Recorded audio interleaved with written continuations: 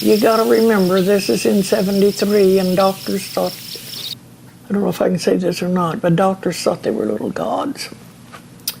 And anyway, the doctor, Hannah, came up, and he was stitching people, and he did a beautiful job of sewing. Just a beautiful job of sewing up lacerations.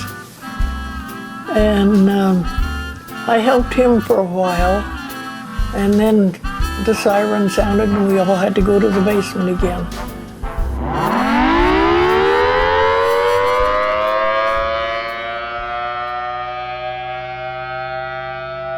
Then, around 8 o'clock, the sirens went off again, and this time it was the real thing.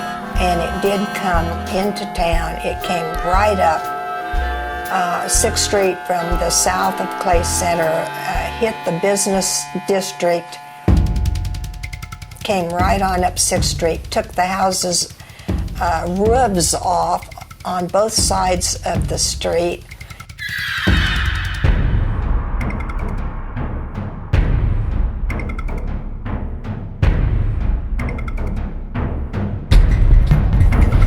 Okay, this is in the booklet that they published after the tornado, and this shows the roof of the hospital and the water tower across the street and this medical arts building where doctors had their offices that was destroyed pretty much. Within about 10 minutes or 15, we had everyone in their safe areas again and back into the basement.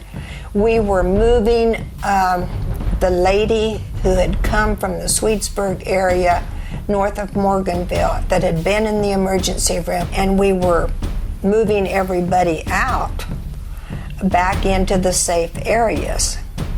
And the maintenance man, Lloyd Hager, was helping everybody during these periods of time to move bed patients and that sort of thing. And he came down and was helping move that lady out of that room back into the hallway into a safe area. And they had gotten the bed and her out into the hallway and were leaving the room. And he had his arm up to the door to pull the handle shut when the tornado actually hit, and the suction sucked in all the windows on that east wing, especially on the south side, and it happened to catch him as he reached for the door. The door slammed shut on his arm and severed his right arm. Almost. And it didn't actually cut it totally in two. It had skin and some tissue and stuff hanging. But the aide happened to be coming right there, and she happened to have a towel in her hand. And she reached under his arm and put that towel around that arm and led him into ICU, where I had gone with my patient that was in there. And we put him on the ICU side in a bed. All of the lights had gone out in the hospital. The generator had not clicked on yet. The worst was Lloyd Hager. He ended up, they had to take him out through a certain route because of all the damage in the streets. But he made it. His arm they did put it back together. He did have some use later.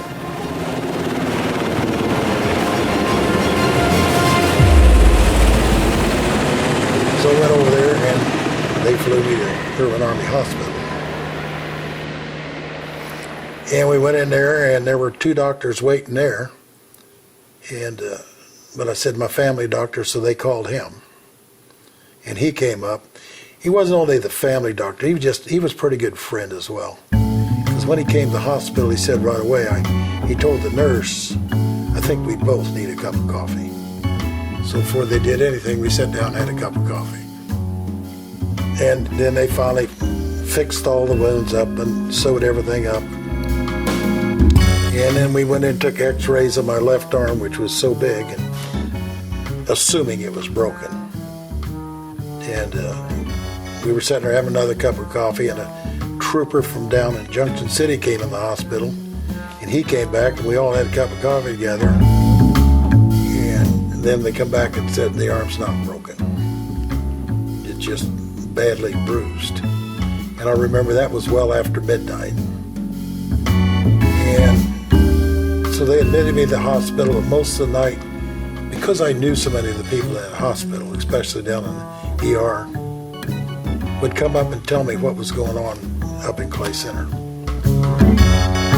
And about 7 o'clock, I called this trooper that had come up and sent me home and told him, bring me some clothes and come get me. So he came and got me and brought me back to Clay Center. And I went and checked my house and my family, and I went back to work. Shouldn't have, but I did. And my back hurts so bad. I have 3 vertebrae that have compression fracture in my back. And therefore I had I couldn't sit there long, I couldn't lay down. So I spent a lot of time walking for the next several days. But not only we have all the damage of the tornado, but then we had a flood right on top of it at the same time. So we had a lot to do. The sheriff, Bill Goncher, was in the hospital. We had a new deputy that didn't know the county at all, that only worked for a short period of time. So I felt like I had to work, so I did.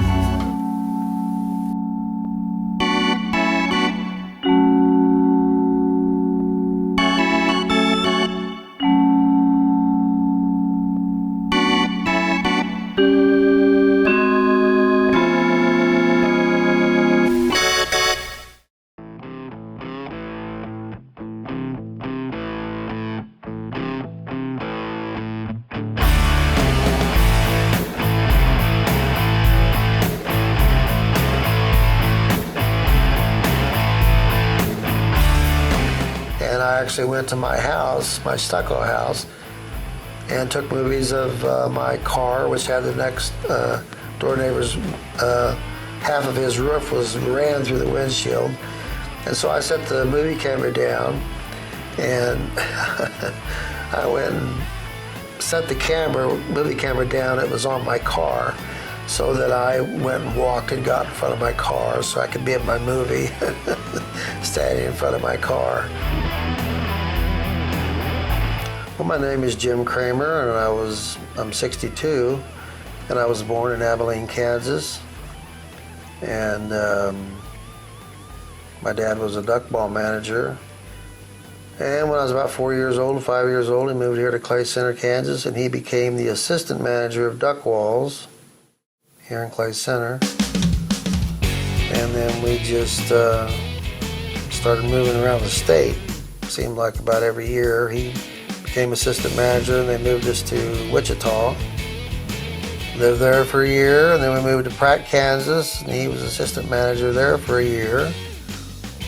And from there we moved to Kinsley, Kansas. Lived there 4 years, and then when I was in junior high, 1966, we moved back to Clay Center. And he became a full-time, he was the manager of the duck wall store here. Ever since. I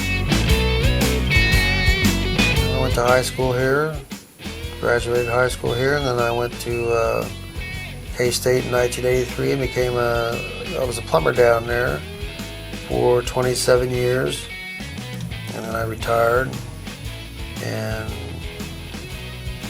I'm on disability. I've had some neck problems from working there that caused me a lot of problems.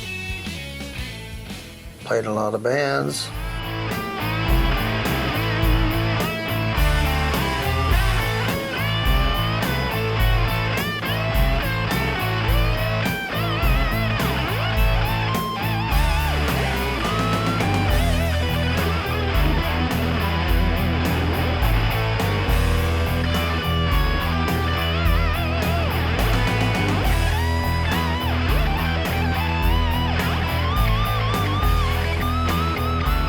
Oh gosh, I started playing in bands when I was a freshman in high school.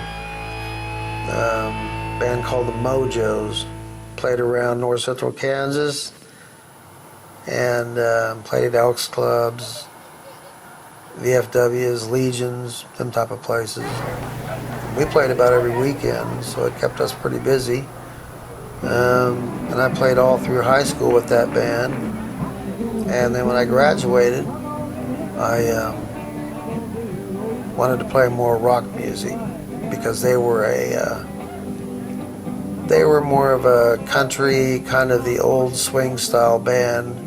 Played old Elvis Presley stuff and Johnny B. Good and that type of stuff. And I wanted to be playing a rock band. So I left that band and started going to all kinds of different bands through the years. So I played a few years in a rock band, and then we started a band here in town called Timber Creek, and we became fairly successful. We played about 4 or 5 years together, and I played in a lot of bands after that too, in Manhattan, and then another band from here again called Night Rider.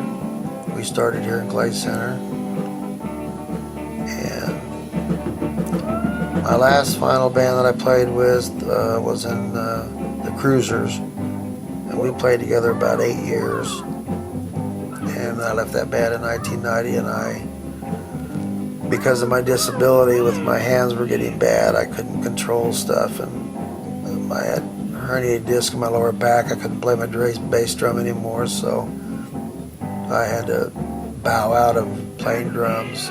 So I got out of the band business after that. Thank you very much.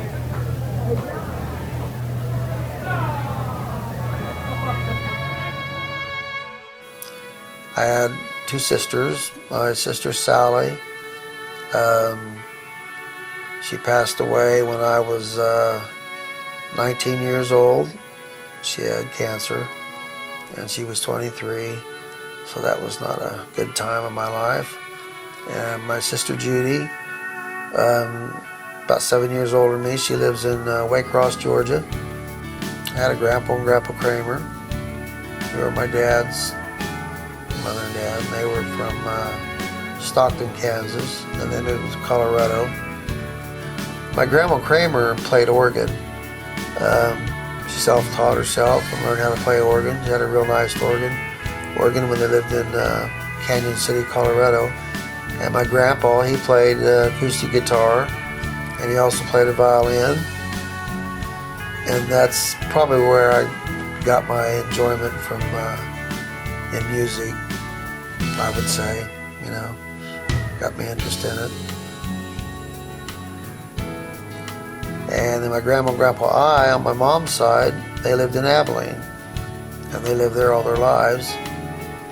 We moved here to Clay Center in 1966. Then she started a full-time work at State Farm Insurance. She was she's about 90 years old now, but she was a real good skater, roller skater. She could do the jumps and triple jumps and all that stuff like you see ice skaters do. And she was a really good skater. And actually my grandpa I in Abilene, Kansas, he had a skating rink there. Can't remember the name of it, but he owned that. And then of course that's where she learned how to skate. But she actually skated somewhat I would call semi-professionally, roller skates. She actually has a carrying case with her skates in it, which still have it, and it has decals from skating rinks around several states around where she used to do professional skating. September 25th, 1973. I remember the day well. I remember segments of the day, and especially starting around 6 o'clock is when I found out, through news, radio and stuff, that a tornado had was had passed Clay Center to the west, I don't know, about 7 or 8 miles, and it was going north. And it was still light out at that time, and where we lived at the time, we could see the clouds out to the west. And we couldn't see the tornadoes or anything, or any of that severe weather.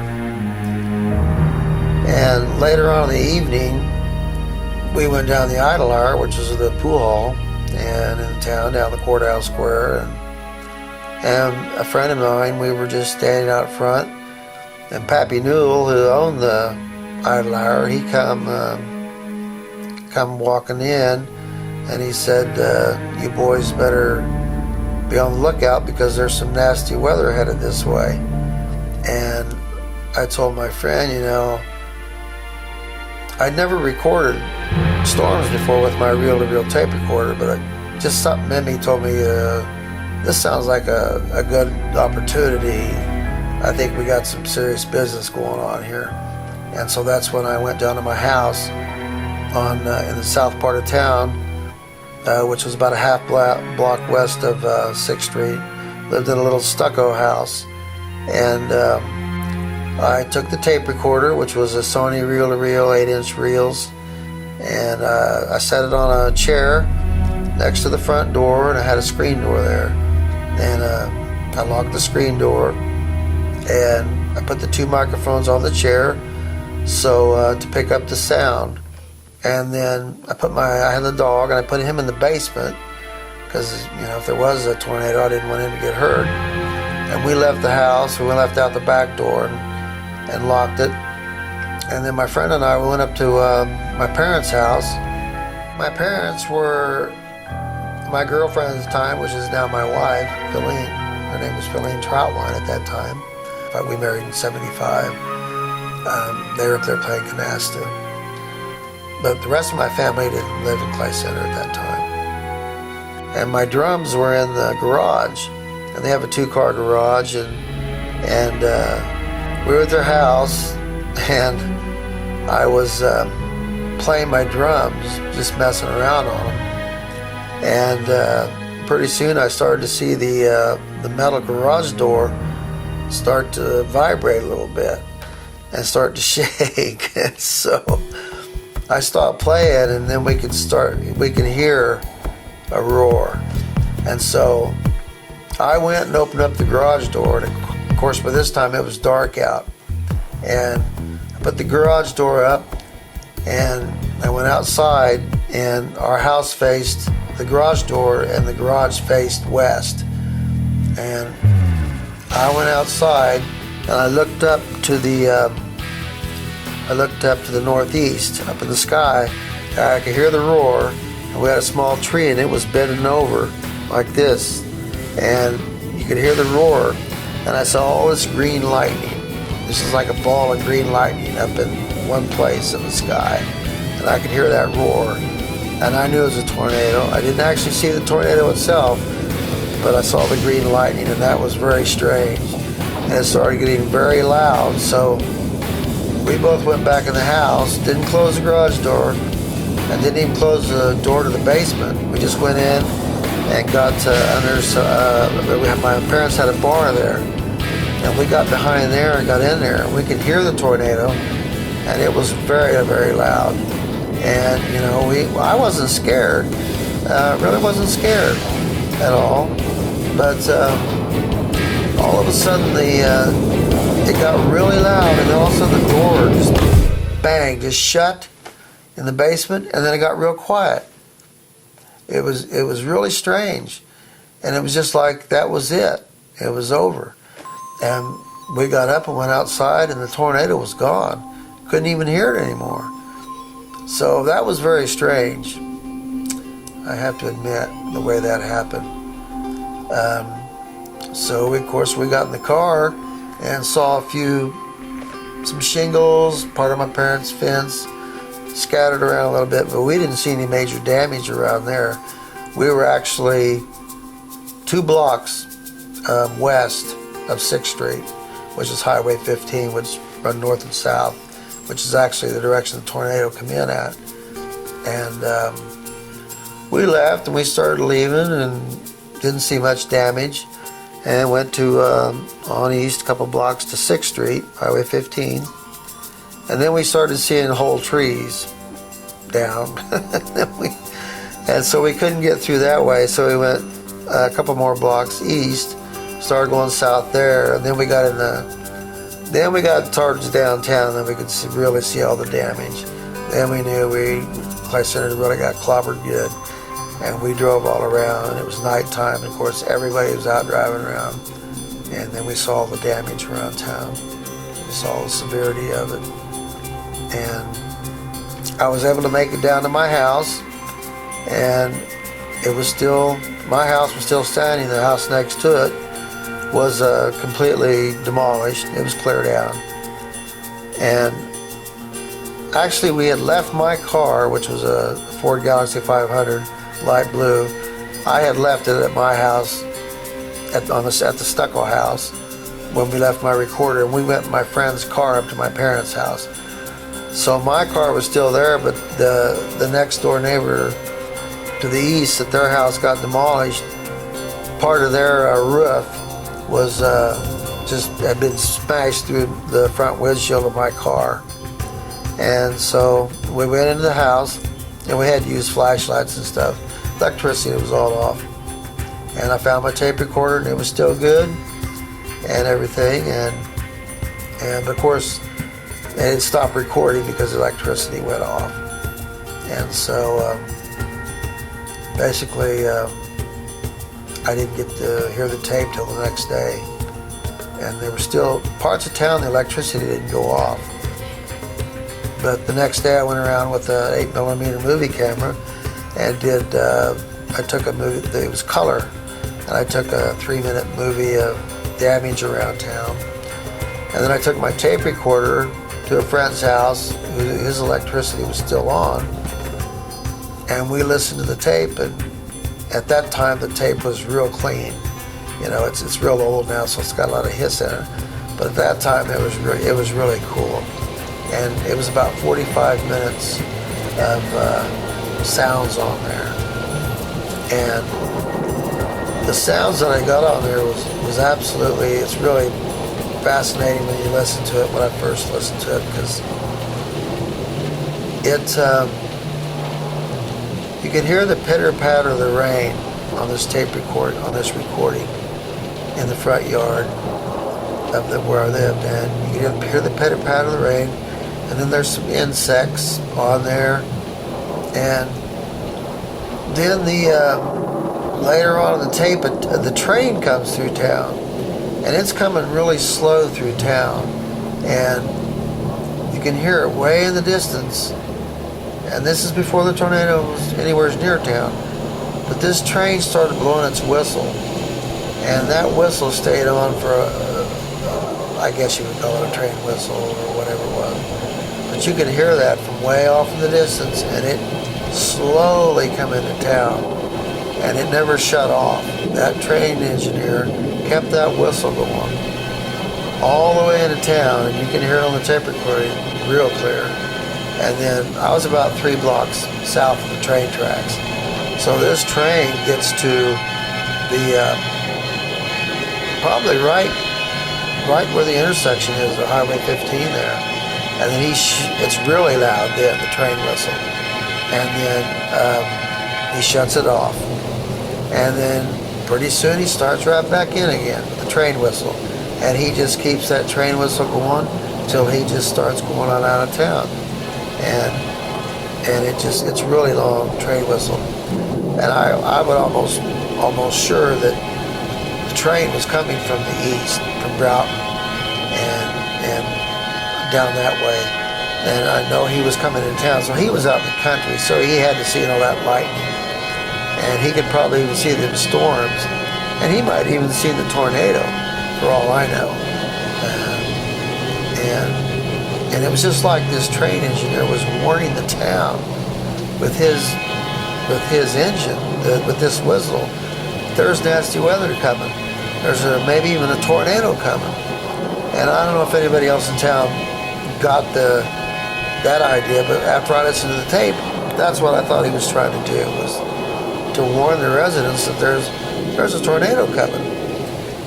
So anyway, the tape continues on, and you can hear the rumbling thunder.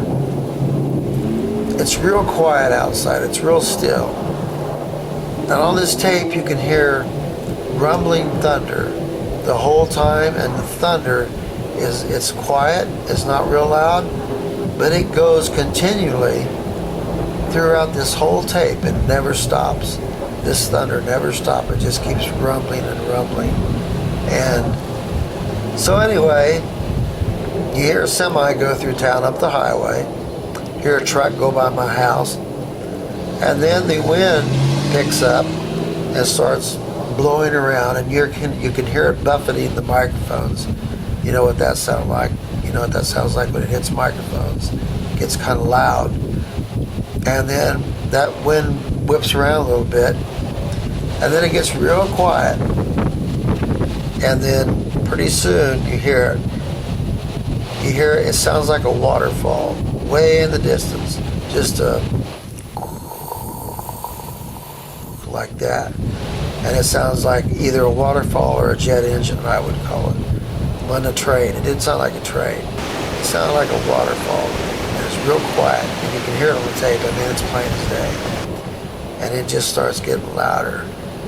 And it gets louder, and it gets louder, and it just keeps getting louder and louder and louder.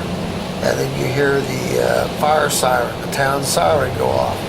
Somebody's alerted the law enforcement. The tornado is coming into town. It's coming. And the fire siren, you can hear it going. And it gets really loud, and something bangs against the side of my house, and then the electricity goes off. And the tape goes off.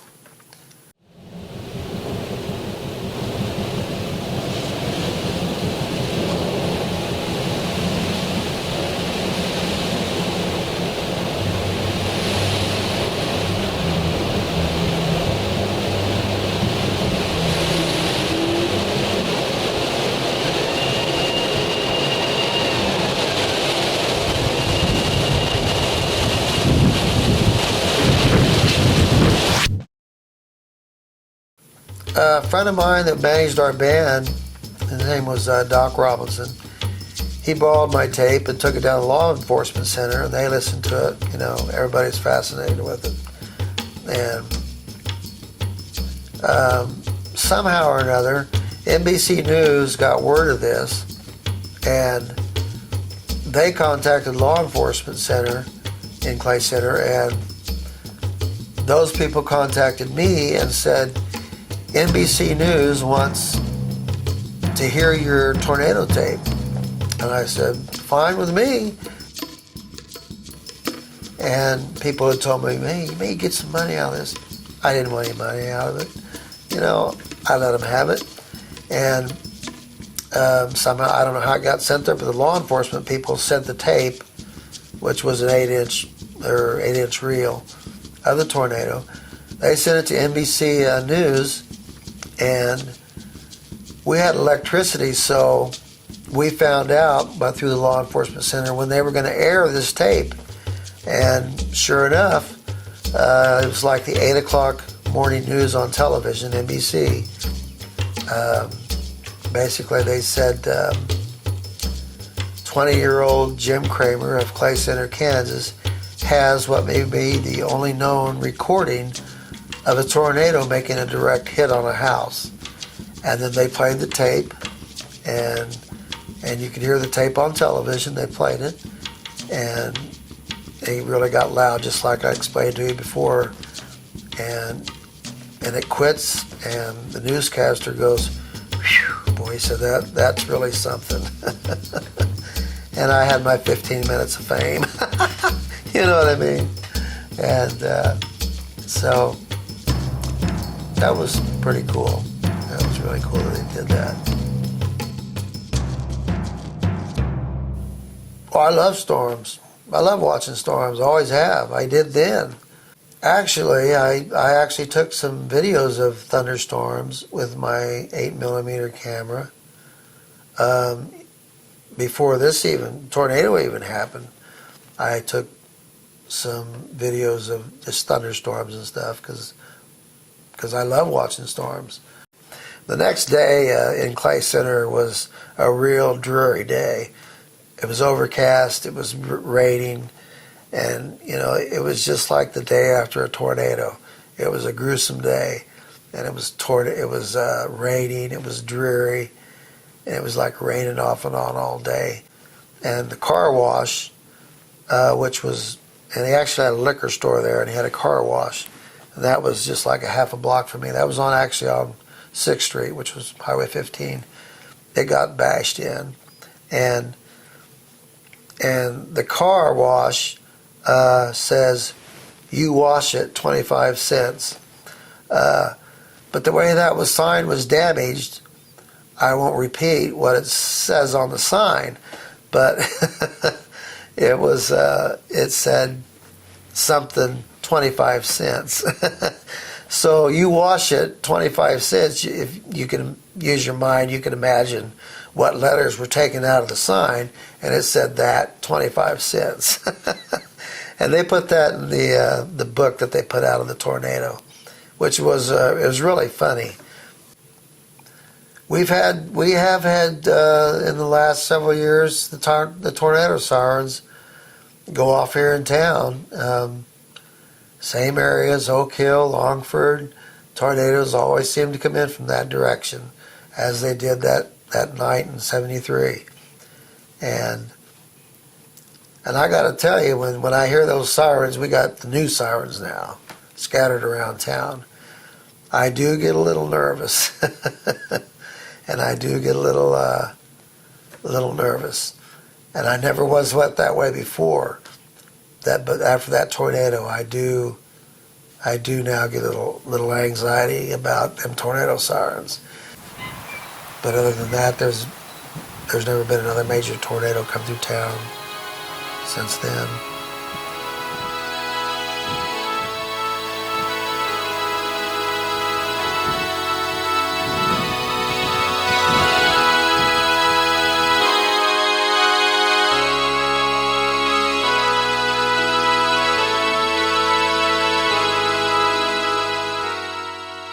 My name is Deanna Hammond. I was born on a farm south of Clay Center, and I'm 71 years old. I grew up there were 6 of us kids in the family, and I dated a young man from our church, and we got married in 1962. This is the Gospel Notes Quartet, started in 1973. Don Dober was the bass. Next is Maxine Hobletzel, who was soprano. Deanna Hammond, alto. Irma Kidd was our pianist, and Terry Kidd was the tenor. Our gospel quartet was formed in 1973, and we got to sing our first time at the county fair. And so from there we continued on practicing in our homes, and then I think it was a week and a half or so after the 25th of September that we sang at Green. We sang at churches and fairs and community events, wherever they asked us to. We went to church together from probably 7, 8, 9 years old. Just known us each other forever almost. So started dating in 1960. Got married in October '62. Been hanging on ever since. He's a good one to hang on to.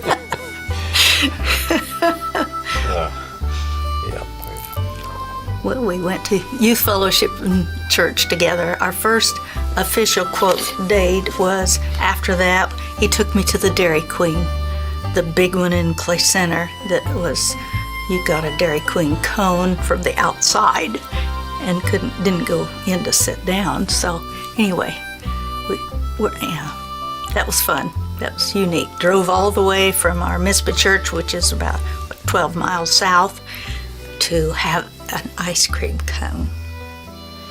But it paid off.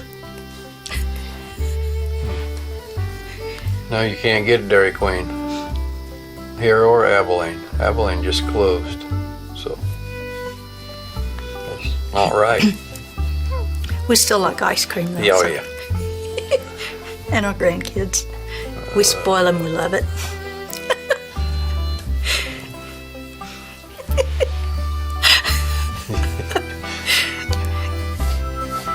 It's my grandmother, my mother, me, and our children, and now some of our grandchildren. So it's 5 generations have gone to Mizpah Church, where I grew up. And so my beginnings, and I was a farm girl. I learned to do a lot of things, whether it was on the tractor and pulling a trailer, driving around so I could unload the wheat from my father, who had the combine with the old style of pulling a shaft, and the wheat would shoot into the trailer. And so I'm antique, but that's all right. I went to a one-room school at Mount Olive, which was like 1.5 miles from our home, and it was along Highway 15, so my folks usually took us so that we didn't have to walk on the highway. It was a one-room school, all 8th grades, until I was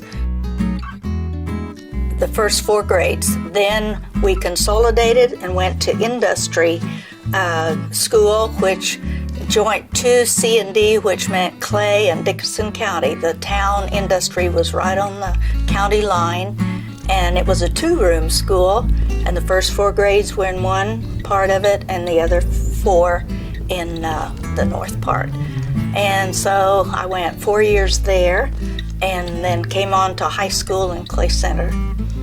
And I went from 3 in my class to just under 100. So that was a neat thing. But I had a lot of good experiences when I got to Clay Center.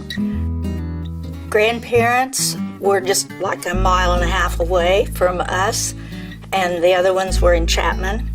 But every Sunday after church, we would either go to my grandparents, Clara and Annie Faulkner, on the Longford Road after church, and get together with cousins, and we had a wonderful time. And we would take food and just share it. And then some of the Sundays we would go to Chapman, and Clifford and Maggie Davidson were my grandparents in Chapman. We had a lot of good fun and good times together.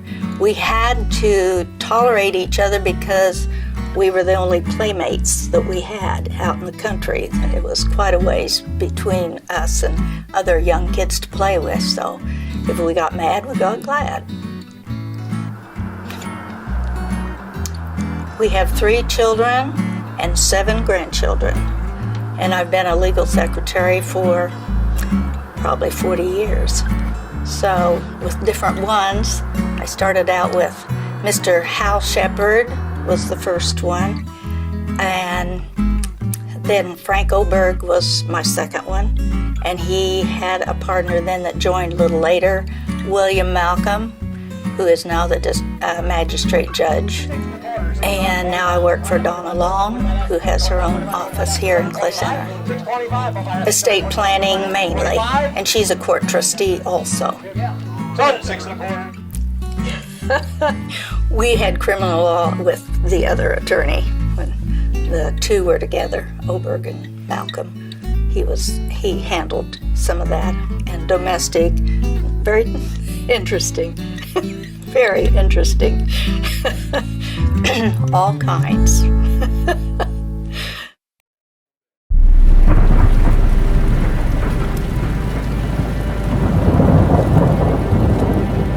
I had a little help because I looked at my diary, and it was an old 5-year diary, and I looked on September 25th, and I noticed that I worked that day, and then I had taken our son David, he was about 10 I guess, to a violin lesson at 5:30, and then soon after that Dale left on an outage, at about 6:30, and we were going to have quartet practice that night at 7:30 at our house.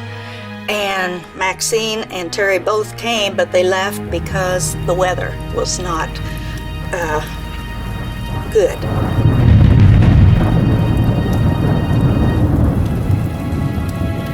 Cindy Falk, whose husband also worked with Dale, my husband, was on an outage, and so she came and stayed with us.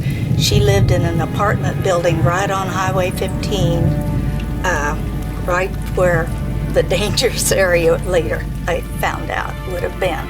But she came and stayed with me and the 3 kids. And we knew the storm was coming. Dale was out working and there were other areas, but Larry, my brother, lived a couple houses away, and he had a CB radio. And that's how we found out that it was as close as it was. So we immediately went to the basement, the southwest corner.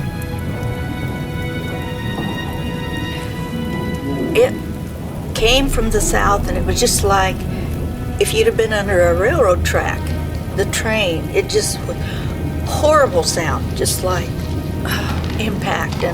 And then on top of that was the breaking and uprooting of the tree within a few feet of the house, and the tearing up of the tree out north. So we were surrounded by ripping and tearing and wind,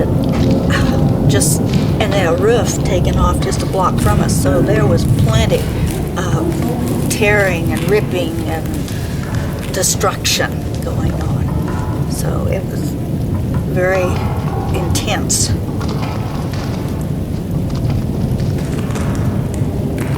It sounded like a train was going over the top of us. We didn't know if we were going to live or die. And so we were praying that it would be okay. But after it calmed down, we went outside, and there had been a tree just riddled in our front yard. Big logs were broken off. And in the backyard, a tree had been completely uprooted and laid over to the neighbor's house. Didn't hit it, but it was an awesome experience. And my kids will say they remembered also that I fainted. I had had some health issues that summer, and I just passed out when we finally got up, and the front yard was just a complete catastrophe. We had a huge tree, but the big logs and stuff were just riddled all over. And so we went on and went back down, and later they were marking houses and stuff to make sure people were accounted for a little later. So they put X's on the houses so they would know if everybody was okay. It was a calm outside finally, but then it started raining, and I checked. The singer, one of our quartet members, just lived a block away, and the whole roof on his house was gone, and it was they had to go somewhere else to stay because of the rain and everything.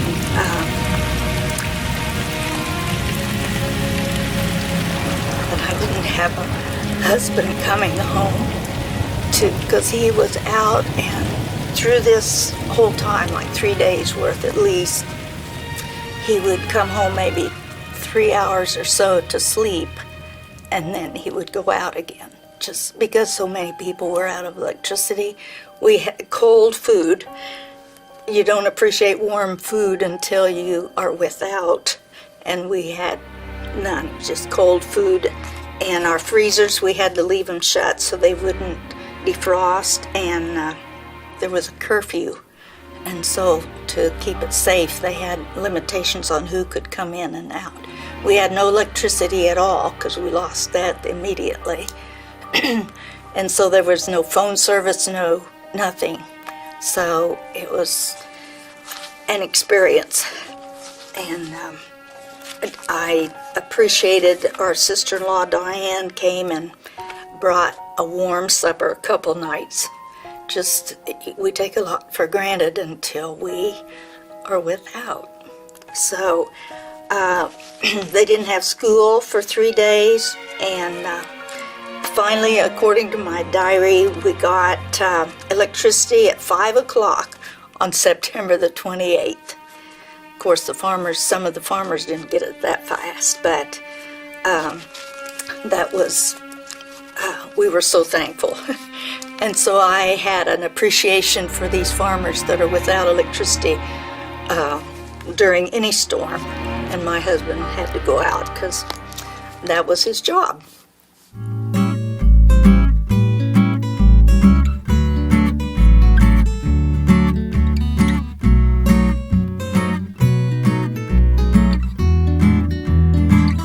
I'm Dale Hammond. I was born in museum here at Clay Center, which was a hospital at that time, Clay County Hospital. October the 25th, 1940. From there I went home to halfway between Wakefield and Highway 15, which is 3.5 miles west of Wakefield, and lived there with my brothers and sister till I started school. Went to school in Wakefield, stayed with my grandparents when I was in the 1st and 2nd grade. I think we probably had, 1st and 2nd grade, probably had 20 students or something like that when I started school. But grade school had burned down at Wakefield a year or two before I started, so I went to the library for 1st and 2nd grade. And anyway, it was different than being at home with just our family, which we were dirt roads and no paved roads at that time. So when the weather was bad, we stayed home, and we stayed home a lot anyway. We just had a lot of things to do at home. So that was my beginning.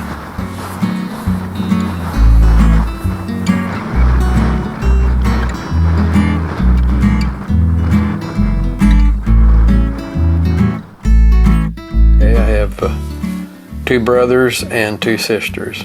I'm the oldest, and then my brother Merle, and Bob, and Diane, and Shelley.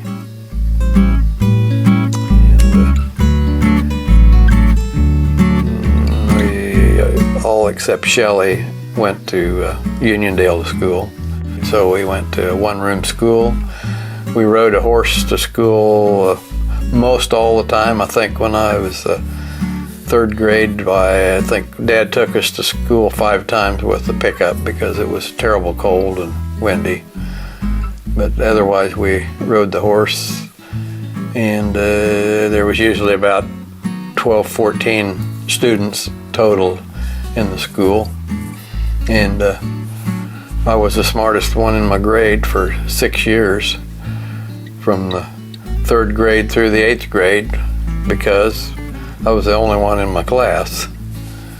And after graduating from Uniondale grade school, I came to Clay Center to high school, which we had just about 100 students, so that was a little bit of a culture shock, getting used to going from 1 in my class to about 100. So it was probably good for me, but it took a little bit of getting used to. So anyway, enjoyed high school, had a lot of fun. Spent quite a bit of time in the VOAG department.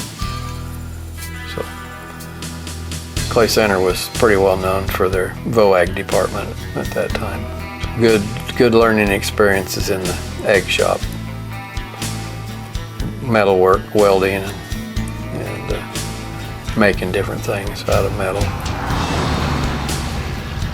Got to go to a lot of different farms to judge livestock. cattle, milk cows, sheep and pigs and chickens. So got to do a lot of traveling.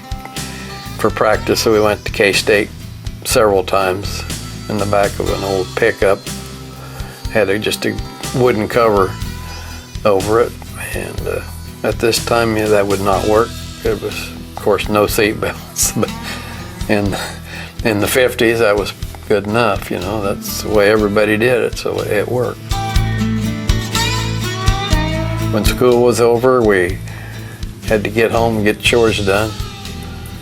So Dad always had plenty of things to do. We did everything the easy way on the farm. Milked by hand, fed the pigs with hard way, and carried the milk from the barn to the house to the separator, separate it, and then carry it right back down past the barn, dump it in the trough for the pigs to drink the skim milk. So it wasn't too many easy things, but hard work didn't hurt. Just the way we farmed at that time. So, and we shared work. We always had plenty to do for all of us kids. So, and had fun times together on the farm, but we had to work. After I got out at Leonardwood, Missouri for 6 months, right out of high school, I started working for the C&W Royal Electric in January of 1960. And it was a good steady job for almost 48 years. Started out in the line department, and a lot of the first few years was doing a lot of tree cutting and spraying trees and whatever there was to do. That's what we had to do. Working for the electric co-op, when the weather's the worst, that's when you have to work the most. Get quite a bit overtime. So some of the times were very nice, but when cold and snowing and blowing, icy, why, the lines came down, you had to be out getting them put back together and getting the power on as quick as you could for the members. The power poles come from Mississippi and some from Arkansas, I think, and down in that area mostly what we would get. I don't think many came from the west. Most of them came from east and south of here.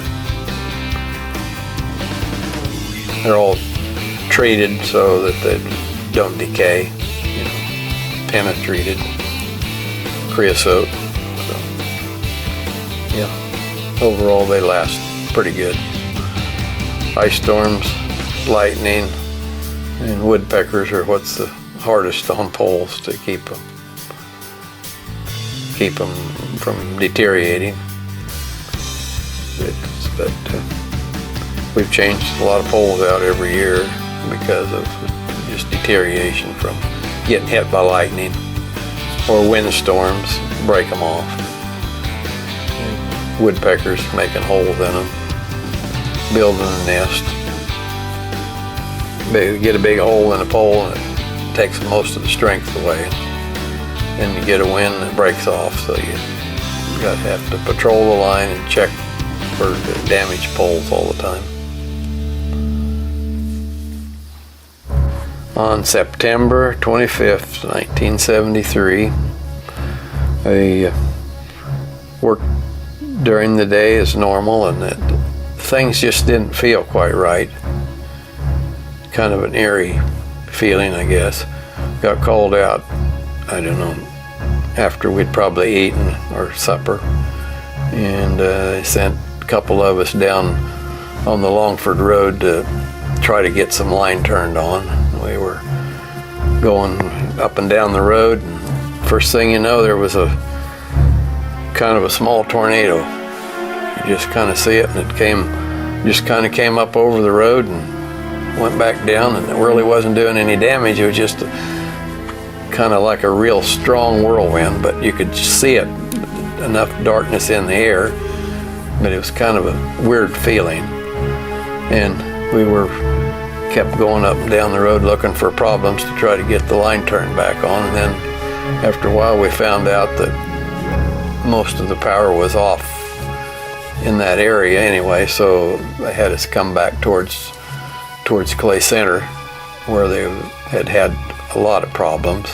Found out that the substation south of Clay Center had been hit, and it was KP&L substation, but that's where we drew power from.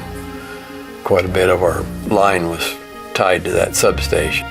115,000 is the power line down 9 miles south of town, and that actually feeds into Clay Center now. But at that time, it was 34.5, they call it 34,500 volts, feed into the substation, and then it comes out of there at 7,200 volts. And so the tornado was hitting pretty good right in that area, which is just south of the river bridge, the first road, and just a little bit west. So that's, it tore it up some, but I don't know, not for a long stretch, but between the substation and crossing the river, I know the line was down in there. So some pretty long spans, and hard to get to when it rained so long, you know. It just couldn't get trucks into it to get to the poles and get the wire back up. It took a while to get to it, and there wasn't going to be any power there for a few days, so we got called in, and then it was probably 10 days or so before I got to really see what had gone on at home, because it was dark whenever we were home. When it was daylight, we were always out working, trying to get the lines dug out of the trees or broken poles put back together and lined back up. Things cleared out. They just had so many different places that the power line got tore up, and scattered out across the fields, and it just took a lot of time and a lot of manpower to get everything straightened out and get to the right location where you needed to be to get it all put back together and get it going again. So we spent a lot of time in I think for the first 3 days or so, it rained most all the time. It was a pretty miserable time for a while, just very, very lot of rain. Walking through the water, and just not enjoyable time to be working, but that's the way it was. So we finally got things back together and got everything back on, but it took quite a while. But yeah, it was, I think the first 2 nights, I don't think we were home at all. And then we got to where you can't, you know, you got to get rest, or you can't just stay out and keep working. So, but there was just damage scattered so far from Oak Hill to east of Washington. It just tore things up in different places, you know. And so many different tornadoes that night that it just you'd have to see it to believe how much damage it did in a lot of places. But, it was so scattered out. It wasn't just, you know, I'd worked it with several tornadoes earlier, but nothing that went the distance and covered the area that this mess in 73 did. It was an experience for everybody involved, not only for us having to do the work, but for all the farmers that didn't have power. Anyway, it was quite a mess to work with and get cleaned up.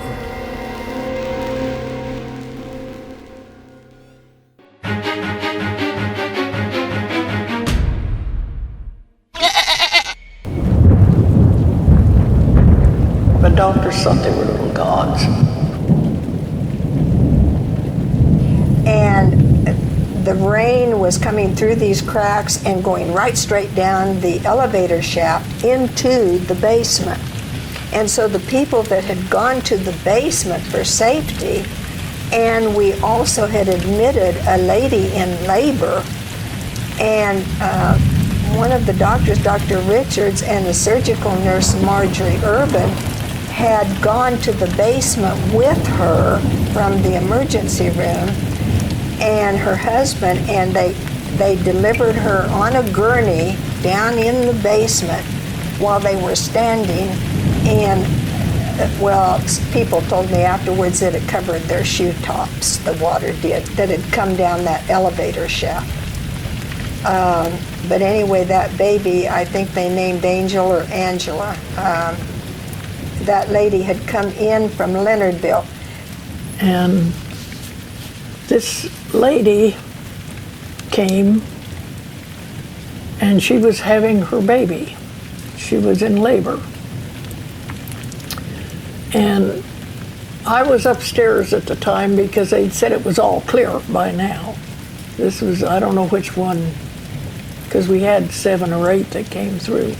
And I put her in the delivery room, and I was getting her ready. And the sirens went off. And they said, there's another one coming, get downstairs. And I asked this lady, I said, can you walk? And she said, you betcha. And she took off for the basement. I grabbed supplies and went down the basement with her. Got down there and found out that I had forgotten the instruments. And I was going to go back up and get them, and Dr. Richards wouldn't let me go. He says, you stay down here with her. I'll go get them. Personally, and this is just my idea, he didn't want to be left alone with a woman in labor. He wanted somebody down there and knew what was going on. But anyway, he was a really nice doctor. And he went up and got the instruments and brought them down. She's laying on a gurney. The only light we had was a 9-volt lantern that I had grabbed on the way to the hospital because I knew there wouldn't be any electricity.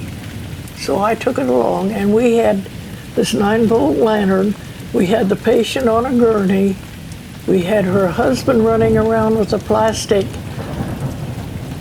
wastebasket, trying to keep the water off of his wife while she's in labor. And yeah, we went ahead and delivered the baby. It didn't take very long. But I always said, I tried to talk her into taming the baby. Gail Storm. She wasn't interested. She named the baby Angel.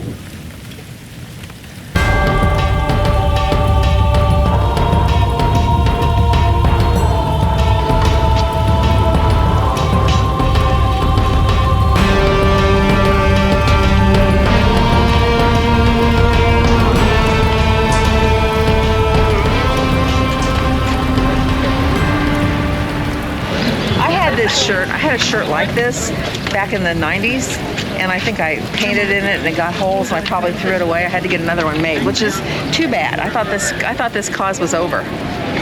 Yeah. About 50 years ago? Yeah. Well, I have a 51-year-old son, so that tells you something.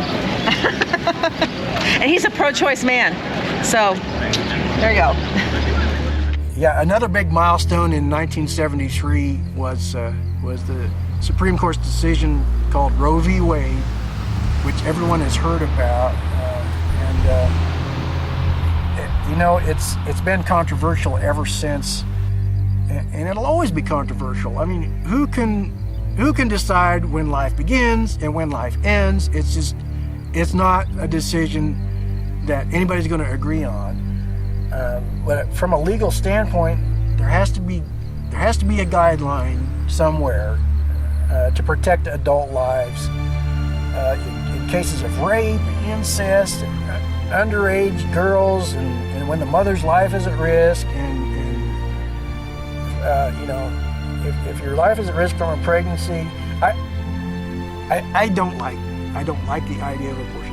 I had a girlfriend who accidentally got pregnant, and she had an abortion, and it haunts me to this day. I don't like that option.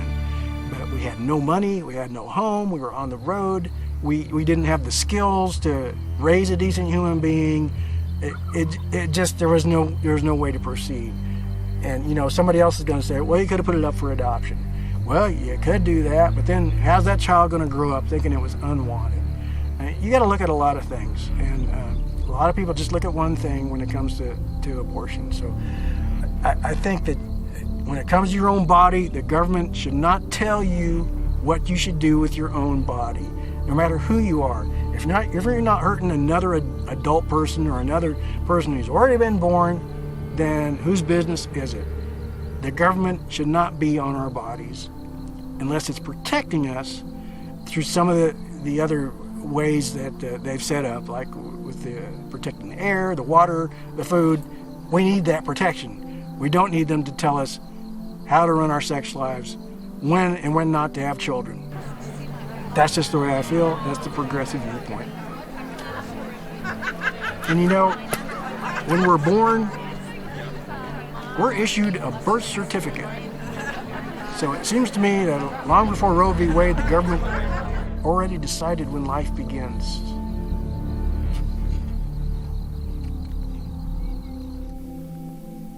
Roe versus Wade. I don't really remember a whole lot back then because I was younger. You know, what it did for women and what it did for women being able to make their own choices has still affected us to this day. It's very controversial. And I'm glad that it happened, because as women and even as human beings, then yeah, we should be able to make the choice for what we want with our own bodies.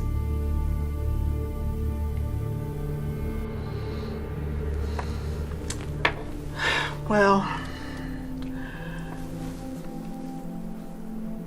I don't think we want to go back to the way it was before Roe versus Wade, because women were getting abortions then too, but they weren't legal. They had to go to doctors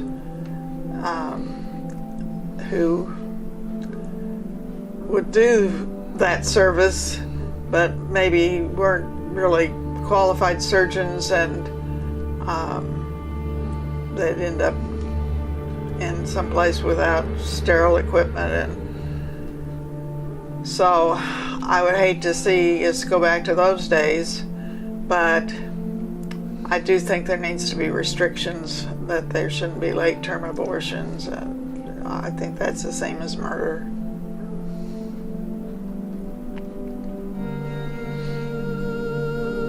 I agree about the same thing she said, but they really come up with the signs, and George Tiller got shot down here when he was at church in Wichita, because he had an abortion clinic, but it's open again. But so many of them are getting somebody in the back alley with dirty tools, didn't know what they were doing, and killed them too. And I can see some young gal gets raped and gonna have a kid. I can see where that can be taken care of, but I don't have anything to do with it, but it's there. I am not pro-abortion, I'm pro-choice. Roe versus Wade is the decision to make abortions legal, legalizing abortions, which I do strongly disagree with that. Anyway, I believe that all life is important, and I believe that life starts at conception, and so I am totally against abortions. But it's like you say, it's gonna be a hot issue forever, and I don't know that there's ever gonna be. I know there's gonna be a final judgment, but that's not gonna be made by man in any means. So I'm gonna leave that in God's hands. Yes, I'm pro-choice. Does that answer it? I think a woman has a right and decide what is done with her body. If few men had to have babies, there wouldn't be nearly as many babies created. No, I don't like the idea, and I don't, you get into, people don't know when life really begins. And people it's real easy to get sentimental about things. Roe versus Wade, again, I was very young, and I realized that was the woman to have the right to do with her body as she sees fit. That was confusing to me as a young girl. I almost perceived it as a way of birth control. I couldn't understand all the complexities of it. So at that age, at that time, so I had to struggle at that time if I thought it was right or not. And to me, abortion was a sin, and so I didn't think it was right. But I could understand, in order to save a mother's life, things have to be done. But the political impact of all of that, like I said, it kind of weighed on me, but not a lot, as being such a young girl. It didn't affect my life at that point. And I never even knew, I was so young, and I didn't even know what an abortion was and what it was about or anything like that. And then when I did find out what an abortion was, I thought, it should be something that a family should do, have their own inner circle take care of, and that it shouldn't have been publicized or written about or anything like that. It should have just been left with a family decision. It should not have been politicized. And now, ever since then, every election you hear about, what's your opinion on Roe versus Wade? And it's been going on and on and on and on. So I know that it's important, but I think it should have been just left with the family. Roe versus Wade. Well, I don't know, but we were married 7 years before we got our first child. And we adopted him. He was 3 months old when we got him. And a little over, not quite a year later, we had Penny. I say if we hadn't adopted Mommy, I guess I wanted kids so bad, we just didn't have any. And if we hadn't gotten Monty, I probably wouldn't have had Penny and Murray. I could never kill a child by abortion. I don't believe in abortion.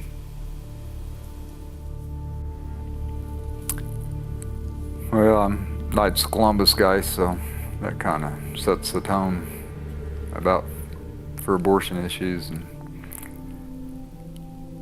there are, anytime you're black and white, and where you say you can't have any life removed, and that causes problems for somebody else's life. And so I guess it's just kind of my wish that people make the right decision at the right time. And as far as remembering or knowing anything about that decision at the time, I really didn't become aware of it until later in life, sometime down the road.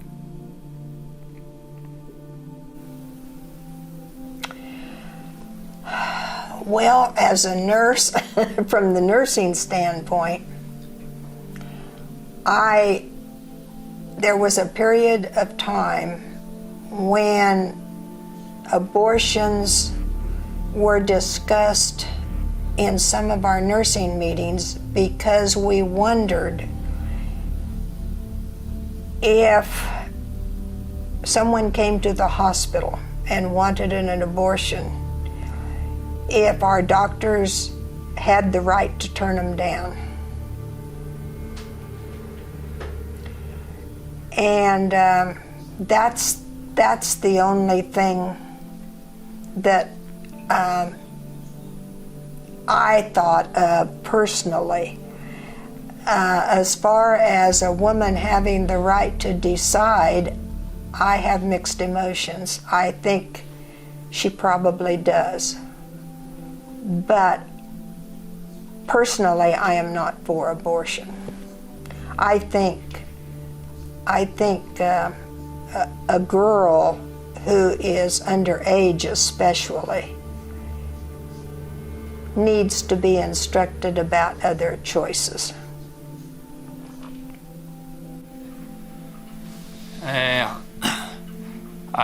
Roe versus Wade, I'm not sure that I know what that was, but I think it had to do with abortion, and that's a subject that's kind of, that's kind of hard for me to really understand. I can't see how anybody, any woman or anybody could take a life of an unborn child. I'm against abortion, so I don't think I liked that decision.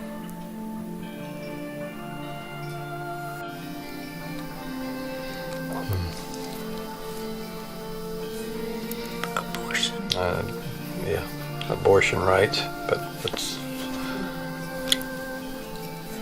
Wade versus Roe, abortion rights, and that was allowing it to take place. And now it's very controversial in our day and age because they're fighting against Planned Parenthood being able to pay for that procedure being done, and they were selling baby parts and so forth, and it's really in the news, and I'm thoroughly against it.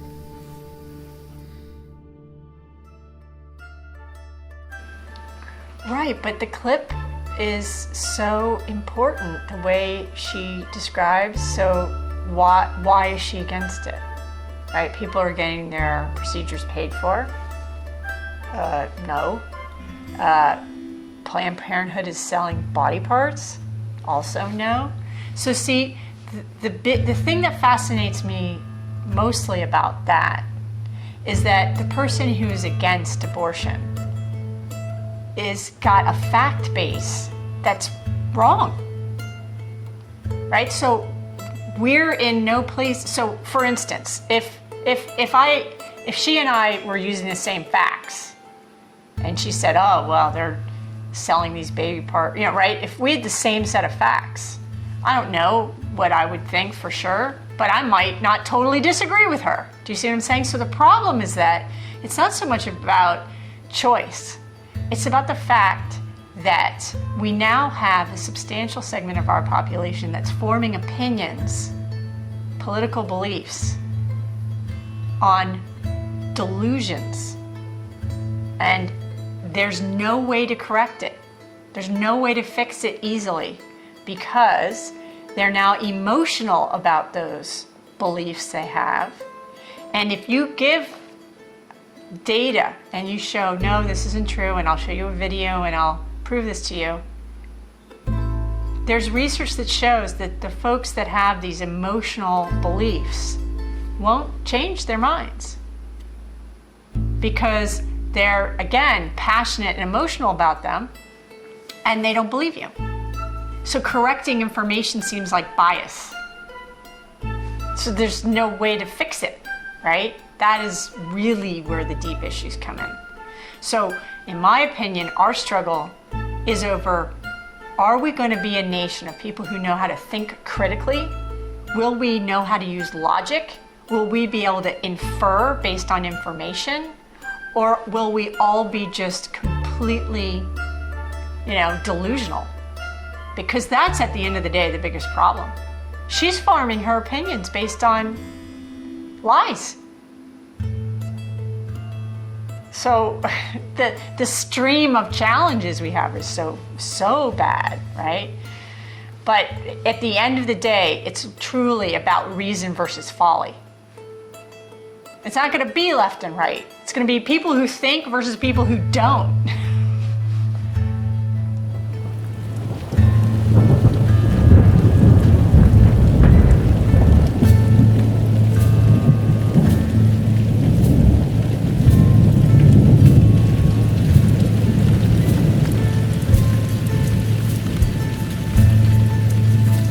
Roe versus Wade. It's worth wondering whether that's going to stand. Everyone thinks that today we are pretty close to having that overturned, right? Who knows what Gorsuch will do? It's an amazing thing to have, you know, so often I work in teaching things like the concept of history. Students have a deeply ingrained sense that history is progress, right? So if we're in the 21st century, we have to be advanced in relation to the 20th. Well, Roe v. Wade is a perfect example of one way that may not be true, right? I mean, you think about the struggles of things that were put into place where this is just a question of having rights and, right, they may go away. And some would say that would constitute a regression of history. You know, I'll tell you, I had 3 miscarriages. And then I was pregnant with my daughter. And I had a sonogram. And the sonogram showed cysts on her brain. And the nurse called me. I was here in Pennsylvania, and she said, that is consistent with a really horrible syndrome called Edwards syndrome. And if your baby is born with that, she won't live longer than a year, and she will be in constant pain. And she said, I'm not kidding you. You should consider terminating this pregnancy. Now, I'd already lost 3 when I wanted to have a baby. So I was super stressed out because I wasn't sure what to do. And I luckily got, you know, more medical advice, and they said, well, this syndrome usually has at least 3 things that you'd see together, and you're only seeing 1. And he said they'll go do another follow-up, and probably the cysts will be resolved. I have a daughter who just got straight A's in 8th grade, so her brain seems fine. One of the things he said to me was that the sonogram technology is more sophisticated, so they see things they didn't used to see, and so now they get more alarmed, but they're, right? But the story, the reason why I'm telling the story is that I had the medical people telling me, you have a tough decision to make. Your baby may be born, like, suffering. And I couldn't do it because I just was like, I can't do it. There was no way I could consider doing it. But I had a long life of friends who had to face those choices, and I never once saw somebody make an easy decision about that. Ever. Ever. And I think that's the biggest problem today, is that so far the right wing has dominated the conversation with a bunch of lies about how all this works and making it seem cavalier, and it's like, that's the craziest thing ever. But at the end of the day, I mean, having brought 2 kids into this world, I can promise you, if I'm not interested in doing it, I should be allowed to not do it, because it's really, right? I mean, the whole concept here, both times they were hard. And so, you know, I mean, the idea that we're having these conversations stripped of the real facts, stripped of the real sense of who gets to make the decision, it's just, yeah, it's really sad. But honestly, I mean, I don't think anyone, even no matter how early they are in the process, right? I don't think anyone makes that choice easily. It's just not true. You know, and you can always find like 3 examples of people who maybe did do that, but that is not the point. Yeah, it's an amazing thing for me how the public discourse has really just lost sight of the kind of real sense of, you know, how hard that choice is and why we want to have it, but not because we're just going to use it cavalierly, right? We take a lot for granted until we are without, or without, or without, or without, or without, or without,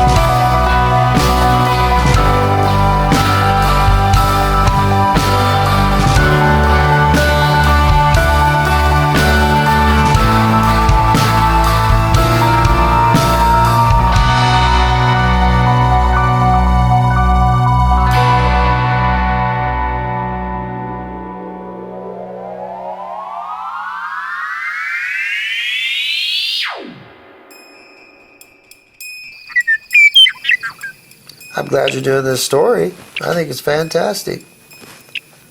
From what I've seen that you're doing, I think it's a great story. It's fantastic.